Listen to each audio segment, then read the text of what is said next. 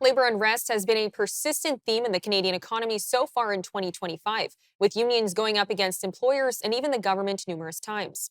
The Air Canada flight attendant strike, ongoing issues with Canada Post, and work stoppages with Via Rail and the Port of Montreal are just some of the major instances of labor turmoil in 2025.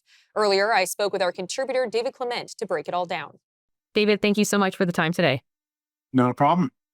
Now, before we get into the specific strikes, why are we seeing these major labor disputes pop up? So I think there's a variety of factors, but it ultimately comes down to cost of living. And cost of living is obviously multifaceted, whether it be food inflation, home price inflation, you name it. And it's not necessarily that either of those major items are particularly bad right now, but through the pandemic, home price inflation shot up dramatically. Food inflation was exponentially high. And although the good news is that the inflation numbers on things like food and housing have calmed, the original increases are still baked in because we haven't actually seen prices go down. And while at the same time, wages never really caught up. And so in a lot of these major kind of labor disputes, I think what we have is labor unions and employees trying to play catch up because wages never really, they never kept pace with inflation when those things ran away. And now obviously we're out of the pandemic, et cetera, et cetera. It's kind of time to get back to the table and try and equalize, at least from the viewpoint of the unions, try and equalize that disparity so that their workers are not pinching pennies and are in a scenario where life can be a little more manageable. So I think that's really the root of where all of this comes from, is that lag in terms of wages and benefits catching up with the rampant inflation we saw for the better part of 3 years. Now, a strike that made a lot of headlines was the flight attendant strike. So what was the main source of their grievances? So ultimately, the main sticking point was unpaid work. And so flight attendants were essentially paid for when the door closed to when it opened on a plane. So it didn't actually include when they were checking passengers in, helping them board the plane. And some of the estimates, at least from the union, said that that could be upwards of 30 hours of unpaid work a month. So that would be considerable. That's a lot of extra time, and it adds up. Another thing that the Air Canada flight attendants were looking for was better wage parity in comparison to some of the other airlines. So I think their starting wages were in and around the $26, $30 mark. Some of their competitors like Air Transat were around $40. So they were looking for that pay bump to have some parity across the industry. But ultimately, I think the major issue was the unpaid work that they felt like they should be paid for. And how did this strike play out in the arena of public opinion? So this is a really interesting one because almost universally on the political side, everyone was on board, pardon the pun, with the flight attendants. And I think for the most part, nobody really understood or knew that flight attendants weren't paid when they were checking your passports and your tickets, or when they were helping people board and like checking your tickets on the plane and things like that.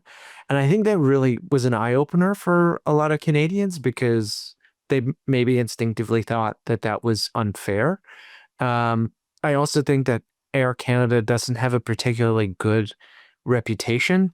And so naturally, public opinion was kind of built to skew against the airline because how many Canadian travelers deal with delays and cancellations and having to go through the hassle of filing a complaint or getting reimbursed or getting a flight credit that expires. There are a lot of kind of uncomfortable corporate behavior problems on Air Canada's side, which I think naturally made Canadians far more interested in siding with the flight attendants, and also the realization that the grievances with Air Canada are not the flight attendants' fault.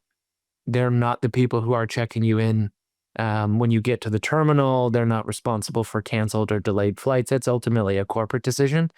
And so, although they're Air Canada employees, they don't bear the blame for any customer service grievances that Canadians might have.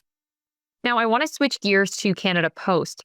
What are the major issues there? I mean, they're still heading back and forth to the bargaining table, trying to figure out a deal, but what's going on?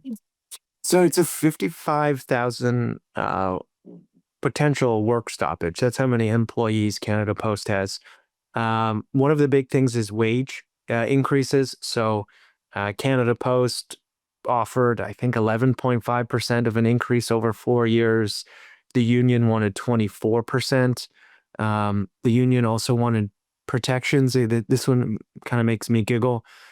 Protections against technological changes, um, which is very vague, but should cause concern for anyone because you would want your crown corporation responsible for delivering the mail to embrace technological changes to be faster, more efficient, more focused on meeting consumer needs. So that was a really kind of head scratching proposal.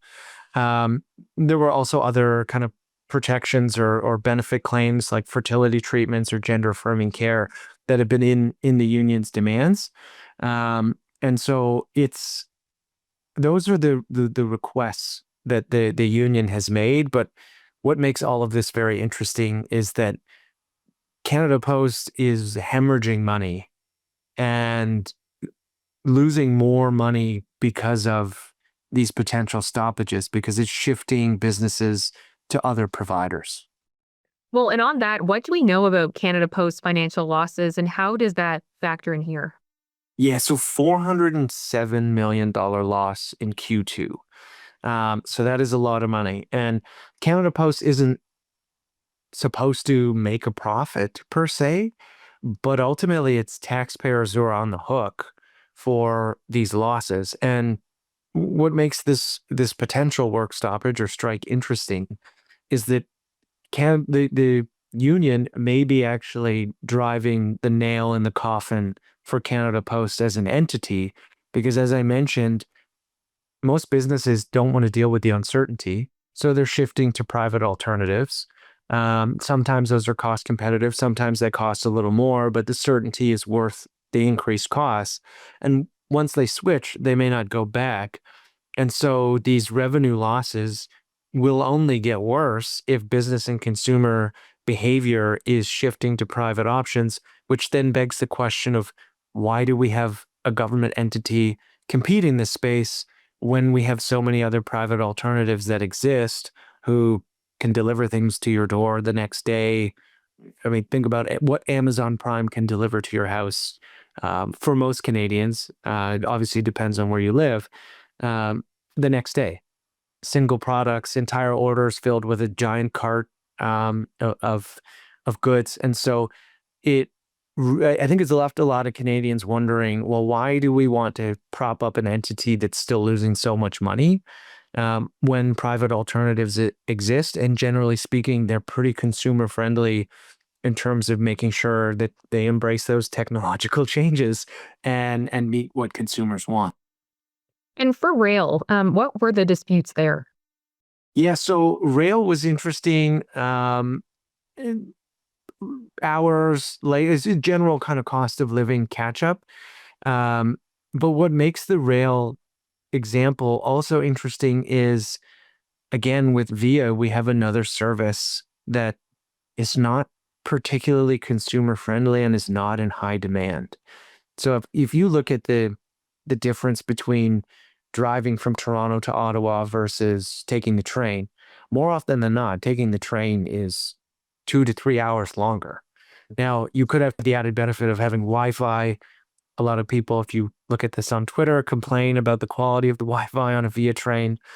Um, the prices are not, they're certainly, they can be cheaper than flying. But when you factor in the time, and time is, of course, money, like extra time is lost income opportunity, maybe depending on what you do. More often than not, people opt to fly, also because flying domestically doesn't have the same customs and security protocol. So you can show up to the terminal so much quicker. And so consumers opt to fly. And again, we have an entity that's almost feels outdated and archaic, where you have the union essentially pushing to increase costs and overhead at a time when the entity is struggling to actually have any type of fiscal management or turn a profit, or at least be solvent. And so it's like Canada Post. It may be another scenario where the window is closing for the viability of that crown corporation. Well, David, thank you so much for breaking that down for us. Thank you.